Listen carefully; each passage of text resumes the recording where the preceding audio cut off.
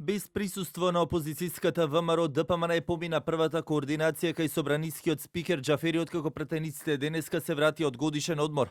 Првата седница ќе биде закажана на 14 септември, откако претходно ќе има и свечена седница на 9. Подпредседателите и координаторите денеска го договараат темпото со кој ќе работи законодавниот дом.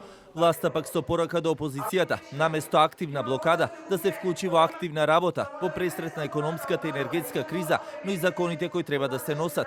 Пратеничката група на ВМРО ДПМН денес одби да присуства на денешната координација кај председателот на собранието. Искрено се надевам дека тој однос во иднина ќе се промени. Не сакам да верувам дека во ВМРО ДПМН не ја научиле лекцијата, ниту дека не ја примиле пораката од граѓаните. Повикувам опозицијата да ги научи лекциите од минатото и наместо блокади и деструкции да делуваат конструктивно и одговорно.